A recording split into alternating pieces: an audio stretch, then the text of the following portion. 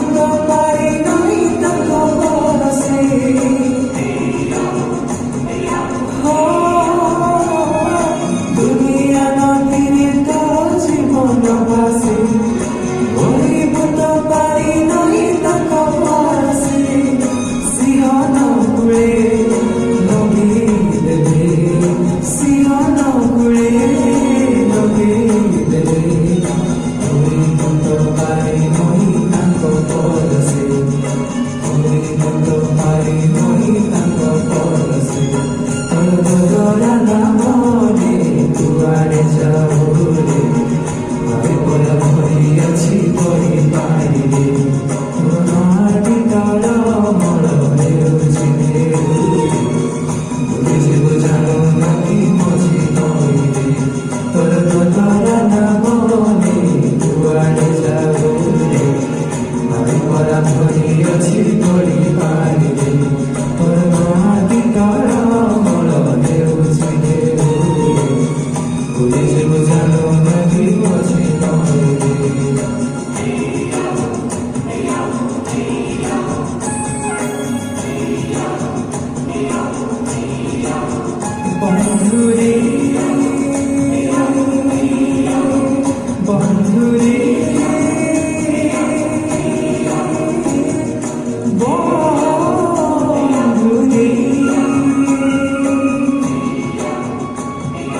বন্ধুরে বন্ধুরে।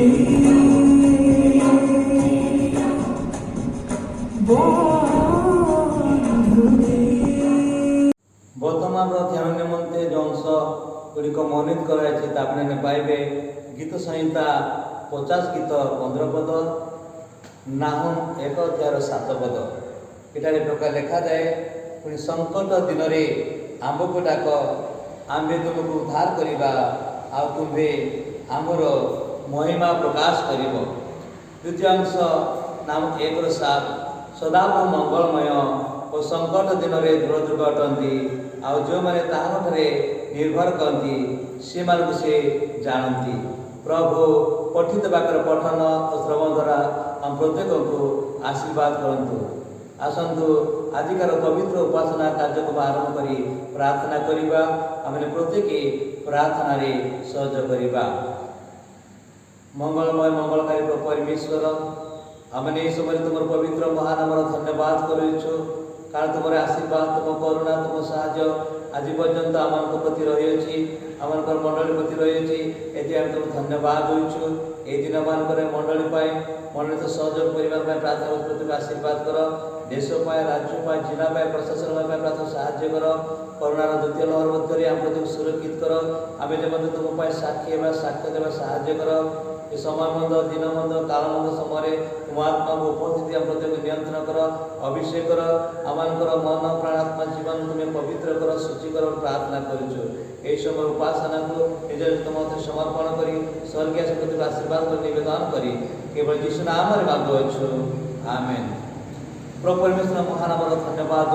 ସେ ପବିତ୍ର ପରମେଶ୍ୱର, ସେ ଜୀବିତ ପରମେଶ୍ୱର, ଯିଏକି ପ୍ରତିଟି ଅବସ୍ଥାରେ, ପ୍ରତିଟି ପର୍ଯ୍ୟାୟରେ ଆମଙ୍କର ଭରସା ଭୂମି ଅଟନ୍ତି, ସାହାଯ୍ୟକାରୀ ଅଟନ୍ତି, ମଙ୍ଗଳକାରୀ ଅଟନ୍ତି, ଉଦ୍ଧାରକାରୀ ଅଟନ୍ତି। କାରଣ ତାଙ୍କର ଅପାର ଅନୁଗ୍ରହ, ଅପାର ମଙ୍ଗଳଦାର ଆଜି ଆମମାନଙ୍କୁ ତାଙ୍କର ପବିତ୍ର ସାନ୍ନିଧ୍ୟରେ ଜୀବନଯାପନ କରିବା ପାଇଁ ସୁଯୋଗ ଦେଇଅଛନ୍ତି। ତେଣୁ ଆମେ ପ୍ରତିଟି କ୍ଷେତ୍ରରେ ତାଙ୍କ ନିକଟରେ କୃତଜ୍ଞ ହେବା, ଧନ୍ୟବାଦ ଦେବା, ପ୍ରଶଂସା କରିବା ନିତାନ୍ତ ପ୍ରয়োଜନ ରହିଛି। ଆଜି ଆମେ ପବିତ୍ର ଧର୍ମଶାସ୍ତ୍ର 2ଟି ଅଂଶ ଯେହେତୁ ବର୍ତ୍ତମାନର ଧ୍ୟାନ ନିମନ୍ତେ ଆଜିର ମୁଖ୍ୟ ପ୍ରସଙ୍ଗ ନାମକରଣ ଏ ପ୍ରକାର କରାଯାଇଛି, ସଙ୍କଟ ସମୟରେ ସାହାଯ୍ୟକାରୀ ସଦାପ୍ରଭୁ। ସଙ୍କଟ ସମୟରେ ସାହାଯ୍ୟକାରୀ ସଦାପ୍ରଭୁ। ଆଜି ଆମେ ଯଦି ଦେଖିବା ଏକ ଘଡ଼ିସନ୍ଧି ମୁହୂର୍ତ୍ତରେ ପହଞ୍ଚିଛେ। ସାରା ବିଶ୍ୱରେ, ବିଭିନ୍ନ ଦେଶରେ, ବିଭିନ୍ନ ରାଜ୍ୟରେ, ପରିବାର ମଧ୍ୟରେ, ବ୍ୟକ୍ତିବିଶେଷ ଭାବରେ ଏକ ଭୟର ଆତଙ୍କ ଖେଳିଯାଇଛି। ଗତ ବର୍ଷ ଯେପରି ଭୟାନକ କରୋନା ମହାମାରୀ ପରିସ୍ଥିତି ଉପଜିଥିଲା, ବର୍ତ୍ତମାନ ଦ୍ୱିତୀୟ ଲହର ଯାହାକି ଆମମାନଙ୍କ ପାଇଁ ବହୁତ ଦୁଃଖଦାୟକ, ଆତଙ୍କିତ କରୁଅଛି।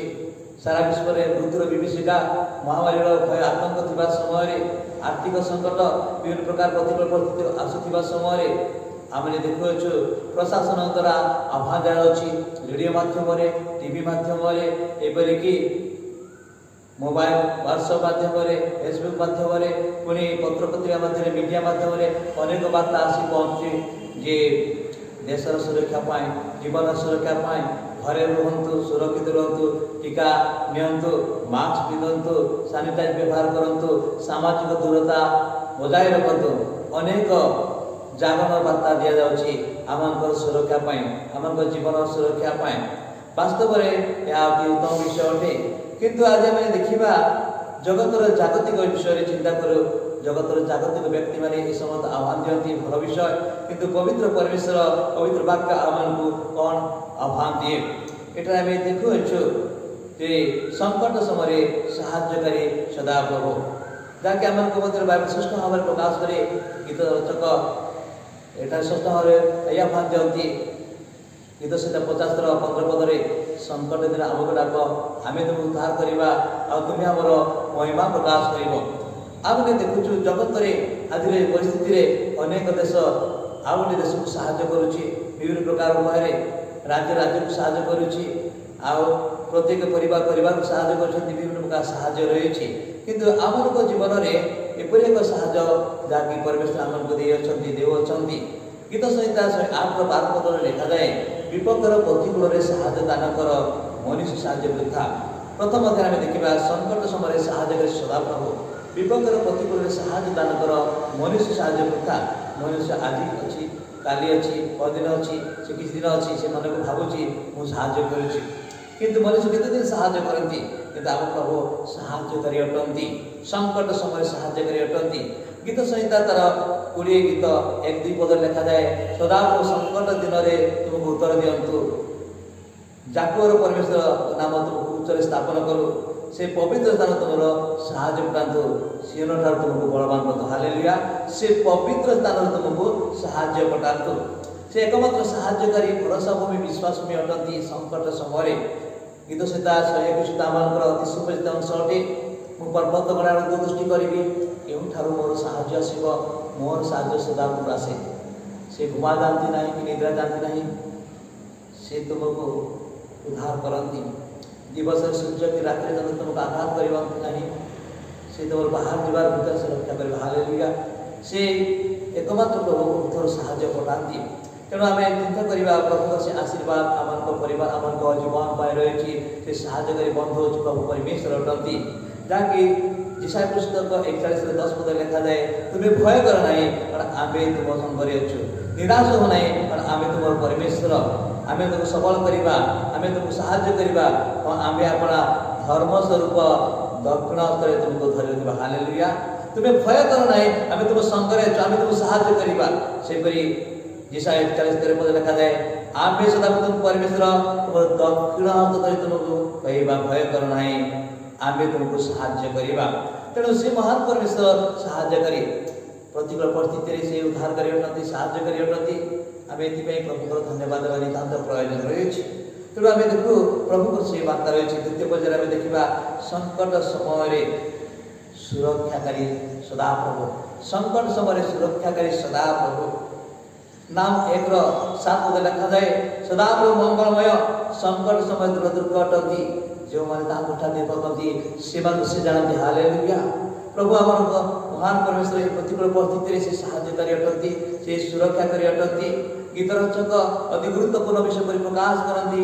ଗୀତ ସଂହିତା 34:4 ପଦ ଲେଖାଯାଏ, ଏହି ଦୁଃଖୀ ଲୋକ କାକୁତି କଲା, ପୁଣି ସଦାପ୍ରଭୁ ତାହାର କଥା ଶୁଣିଲେ। ଏହି ଦୁଃଖୀ ଲୋକ କାକୁତି କଲା ଓ ସଦାପ୍ରଭୁ ତାର କଥା ଶୁଣିଲେ ଓ ତାର ସକଳ ସଂକଟ ତାକୁ ରକ୍ଷା କଲେ। ହାଲେଲୁୟା। ତାର ସକଳ ସଂକଟ ତାର ଉଦ୍ଧାର କଲେ। ପୁଣି ଗୀତ ସଂହିତା 34:17 ପଦରେ ଲେଖାଯାଏ, ଧାର୍ମିକ ମାନେ କ୍ରନ୍ଦନ କରନ୍ତେ, ସଦାପ୍ରଭୁ ଶୁଣିଲେ, ପୁଣି ସେମାନଙ୍କର ସର୍ବସଂକଟ ଉଦ୍ଧାର କଲେ। ଧାର୍ମିକ ଲୋକମାନେ କ୍ରନ୍ଦନ କରନ୍ତେ, ସଦାପ୍ରଭୁ ଶୁଣିଲେ ଓ ସେମାନଙ୍କର ସର୍ବସଂକଟରୁ ଉଦ୍ଧାର କରିଅଛନ୍ତି। ବାଇବଲ ମଧ୍ୟରେ କେତେକ ବ୍ୟକ୍ତିଙ୍କ ଜୀବନ ସମ୍ବନ୍ଧୀୟ କଥା ଆମେ ଯେତେବେଳେ ଦେଖିବା, ଆଉ ସେ ଧାର୍ମିକ ବ୍ୟକ୍ତିମାନଙ୍କ ଜୀବନରେ ପ୍ରଭୁ କି ପ୍ରକାର ଆଶୀର୍ବାଦ ଆଣିଦେଇଛନ୍ତି ଆମେ ଦେଖୁଅଛୁ। ଷଷ୍ଠ ଭାବରେ ଆଜି ବି ତାହା ଆମ କଥା କୁହେ। ପ୍ରଥମେ ଆମେ ଦେଖିବା ରାଜା ନବକରଙ୍କ ସମୟରେ ଜେରୁସାଲେମରୁ ବାବିଲକୁ ନିର୍ବାସିତ ହୋଇଥିବା ଯୁବତୀମାନଙ୍କ ଜୀବନ କଥା ଦେଖୁଅଛୁ, ଯିଏକି ସୈଦ୍ରକ, ମୈସରକ, ଓବେଦଙ୍କ ଜୀବନ କଥା। ଦାନିଏଲ 3 ଘଟଣା ଯଦି ଆମେ ପଢ଼ିବା, ଷଷ୍ଠ ଭାବରେ ରାଜା ନବକ ସମୟରେ ଦୁରା ନାମକ ପଦରେ ବାବିଲ ପ୍ରଦେଶରେ 60 ହାତ ଉଚ୍ଚ 6 ହାତ ପ୍ରସ୍ତ ଏକ ସୁବର୍ଣ୍ଣ ପ୍ରତିମା ନିର୍ମାଣ କରାଗଲା ଓ ପ୍ରତିଟା ଦିନରେ ରାଜା ଘୋଷକମାନଙ୍କୁ ଏହି ପ୍ରକାର ଘୋଷଣା କରିବାକୁ ହେଲା, ବାଦ୍ୟ ଯନ୍ତ୍ର ବଂଶୀ ବୀଣା ବାଜିବା ସମୟରେ ସମସ୍ତେ ସେ ସୁବର୍ଣ୍ଣ ପ୍ରତିମା ଆଗରେ ମୁଣ୍ଡ ନୁଆଇ ପ୍ରଣାମ କରିବେ।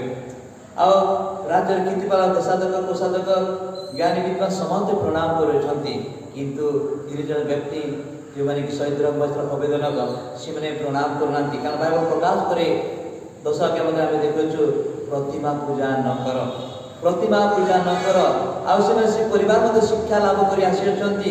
ଆଉ ସେହି ସମୟରେ ରାଜାଙ୍କ ନିକଟକୁ କନ୍ଧୀୟମାନେ ଯାଇ ଅପବାଦନ କଲେ ବା କମ୍ପ୍ଲେନ୍ ଦେଲେ। ଆଉ ସେହି ସମୟରେ ରାଜା ଡକାଉଛନ୍ତି ସୈଦ୍ରକ, ମୈସରକ, ଓବେଦନକୁ। ଆଉ ଯେତେବେଳେ ସୈଦ୍ରକ, ମୈସରକ, ଓବେଦନକୁ ରାଜା ଏ କଥା କହୁଛନ୍ତି, ତୁମେ କି ମନସ୍ଥ କରିଛ ଅନିର୍ମିତ ସୁବର୍ଣ୍ଣ ପ୍ରତିମା ନିକଟରେ ପ୍ରଣାମ କରୁନ, ମୁଣ୍ଡ ନୁଆଉନ କି ପୂଜା କରୁନ। ଆଉ ମୁଁ ଏହି ସମୟରେ ଏ ଆଜ୍ଞା ଦେଉଛି, ବଂଶୀ ଯନ୍ତ୍ର ବୀଣା ବାଜିବା ସମୟରେ ତୁମେ ଯଦି ଅନିର୍ମିତ ସୁବର୍ଣ୍ଣ ପ୍ରତିମା ପ୍ରଣାମ ନ କରିବ, ମୋ ହାତରୁ ଉଦ୍ଧାର କରିବା ପାଇଁ କେଉଁ ଦେବତା ଅଛି? ଆଉ ସେହି ସମୟରେ ସେମାନେ କହିଲେ, ଏ ମହାରାଜ, ସେ ବିଷୟ କହିବା ଆମର କିଛି ପ୍ରୟୋଜନ ନାହିଁ, କିନ୍ତୁ ଆମେ ଯାହାଙ୍କର ସେବା କରୁଛୁ ସେ ସେଥିରେ ସମର୍ଥ ଅଟନ୍ତି। ରାଜା ବିରକ୍ତି ହୋଇ ସେମାନଙ୍କୁ ଅଗ୍ନିକୁଣ୍ଡର 2 ଗୁଣ ବଢ଼େଇ ଦେଇଛନ୍ତି। ଆଉ ଯେତେବେଳେ ଆମେ ଦେଖୁଛୁ, ଯେତେବେଳେ ଅଗ୍ନିକୁଣ୍ଡରେ ପକାଇ ଯାଉଛି, ରାଜାଙ୍କ ଆଗେ ଏକ ପ୍ରକାର ବ୍ୟଗ୍ର ଥିଲା। ଆଉ ସେ ସବୁ ଯେଉଁ ବଳବାନ ଲୋକମାନେ ପକାଉଛନ୍ତି, ସେହି ସମୟରେ ସେମାନେ ହତରେ। କିନ୍ତୁ ରାଜା କହୁଛନ୍ତି, ଯାହାକି ଆମେ ଦେଖୁଅଛୁ ଅତି ଗୁରୁତ୍ୱପୂର୍ଣ୍ଣ ବିଷୟ, ଯେ ଅଗ୍ନିକୁଣ୍ଡରେ ମୁଁ 4 ମୁକ୍ତ ଲେଖକୁ ଦେଖୁଅଛି, ଚତୁର୍ଥ ବ୍ୟକ୍ତି ପରମେଶ୍ୱର ପୁତ୍ରଙ୍କ ସଦୃଶ୍ୟ। এটা আমি চিন্তা করিবা প্রভুଙ୍କର ସେ ଆଶୀର୍ବାଦ ପ୍ରକାର ରହିଅଛି। ଆଉ ଯେତେବେଳେ ଆମେ ଦେଖୁଛୁ ଅତି ଆହ୍ୱାନ ଦିଆହେଉଛି 24 ପଦ ଲେଖାଯାଏ ଏଥିରେ ରାଜା ନବକର୍ଷ ଚମତ୍କୃତ ହୋଇ ଶୀଘ୍ର ଉଠିଲା। ସେ ଆପଣା ମନ୍ତ୍ରୀମାନଙ୍କୁ କହିଲା ଆମେ ନେଇକି 3 ଲୋକକୁ ବାନ୍ଧି ଅଗ୍ନିକୁଣ୍ଡରେ ପକାଇ ନଥିଲେ ମୁଁ 4 ମୁକ୍ତ ଲୋକଙ୍କୁ ଦେଖୁଅଛି ଚତୁର୍ଥ ବ୍ୟକ୍ତି ପରମେଶ୍ୱର ପୁତ୍ର ସଦୃଶ ସତ୍ୟ ମହାରାଜ। ଆଉ ସେଠି ସେମାନେ এই আলোচনা করতে সময় রাজা নবকর্ষ পর্যন্ত অগ্নিকুণ্ডরে মুক্তিকুণ্ডକୁ যাই সর্বত পরমেশ্বরଙ୍କର ଧନ୍ୟବାଦ କଲେ ସହିତ ମହାଶ୍ର ଆବେଦନକୁ ଆହ୍ୱାନ କଲେ। ଆଉ ସେମାନଙ୍କ ଅଗ୍ନିରୁ ବାହାର ଆସନ୍ତି ବାୟୁ ଜମା ବିକୃତ ଅଗ୍ନି ଗନ୍ଧ ନାହିଁ ଆଉ ସେମାନଙ୍କ ଶରୀରରେ କିଛି ଅଗ୍ନି ଶକ୍ତି ପ୍ରକାଶ କରିନଥିଲା। ଆମେ ଏଠି ଦେଖୁଅଛୁ।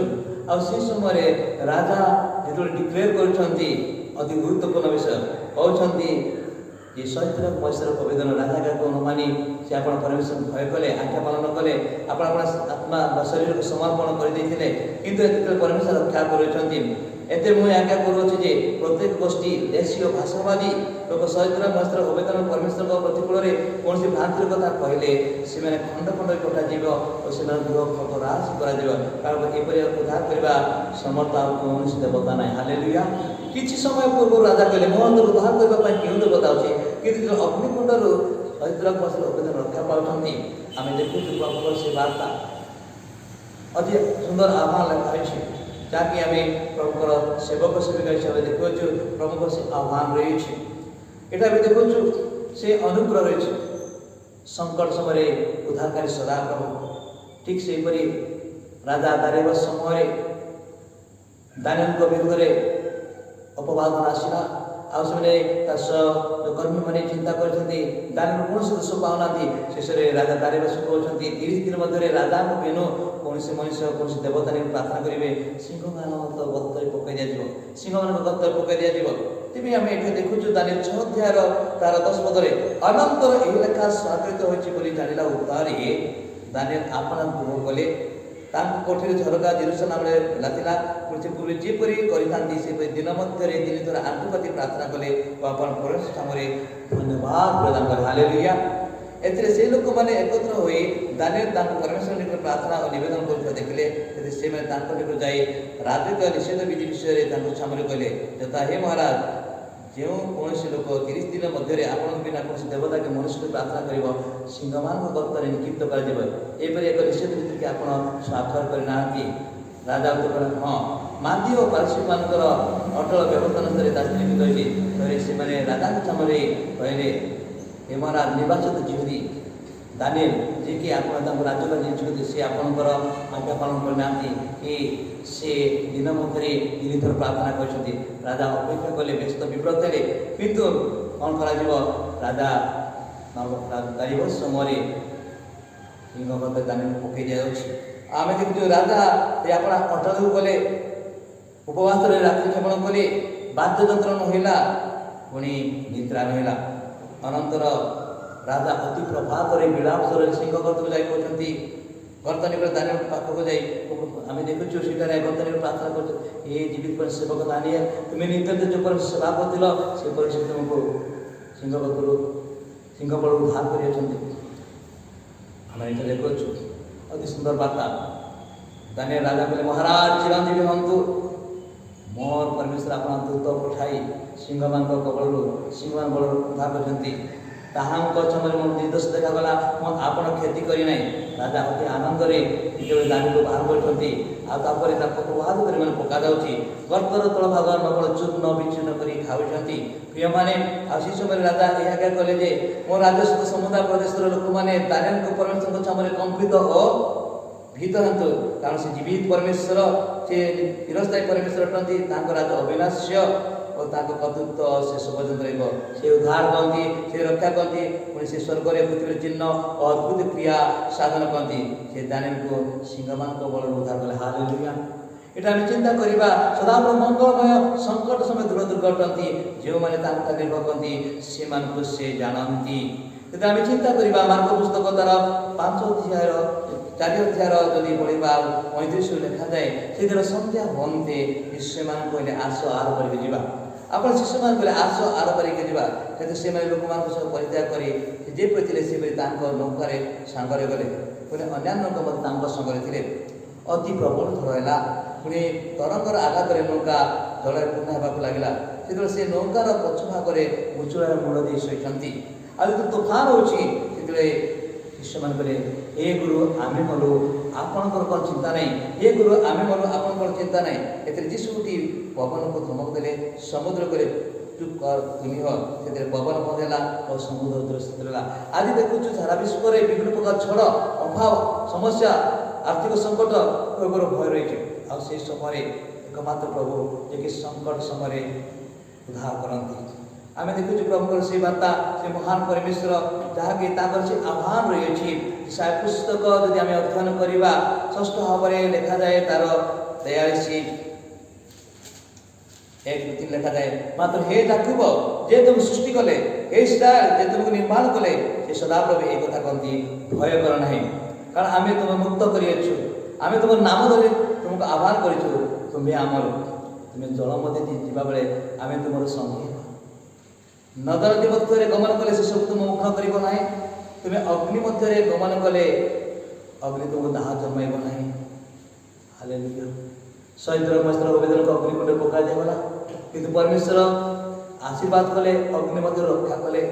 ଇସ୍ରାଏଲ ଲୋକମାନଙ୍କୁ ମିଶ୍ର ଦେଶରୁ ବାହାରୁ ଆସିବା ସମୟରେ ସୁଖ ସମୁଦ୍ର ପାର କରାଇଲେ, ଜର୍ଦ୍ଦନ ପାର କରାଇଲେ। ଆମେ ଦେଖୁ ଶିଷ୍ୟମାନଙ୍କୁ ଯେତେବେଳେ ସମୁଦ୍ର ଛଡ଼ା ହେଲା, ପ୍ରଭୁ ଜଳ ଶାନ୍ତ କରି ରକ୍ଷା କଲେ। ଆଜି ସେ ପରମେଶ୍ୱର ଆଜି ଆମମାନଙ୍କ ପ୍ରତିକୂଳ ପରିସ୍ଥିତି ଉଦ୍ଧାରକାରୀ ପରମେଶ୍ୱର ଅଟନ୍ତି। ଆମେ ତାଙ୍କଠାରେ ବିଶ୍ୱାସରେ ରହିବା, ପ୍ରାର୍ଥନା ରହିବା, ଏହା ତାଙ୍କର ବାର୍ତ୍ତା ରହିଅଛି। ତେଣୁ ଆମେ ଦେଖୁଛୁ ସଙ୍କଟ ଦିନରେ ଆମ ଡାକ ପକାଅ, ଆମେ ତୁମକୁ ଉଦ୍ଧାର କରିବା ଆଉ ତୁମେ ଆମର ମହିମା ପ୍ରକାଶ କରିବ। ତୃତୀୟ ବିଷୟ ଆମେ ଦେଖିବା, ସଙ୍କଟ ସମୟରେ ପ୍ରାର୍ଥନା ଶ୍ରବଣକାରୀ ସଦାପ୍ରଭୁ। ହାଲେଲୁୟା। ସଙ୍କଟ ସମୟରେ ପ୍ରାର୍ଥନା ଶ୍ରବଣକାରୀ ସଦାପ୍ରଭୁ।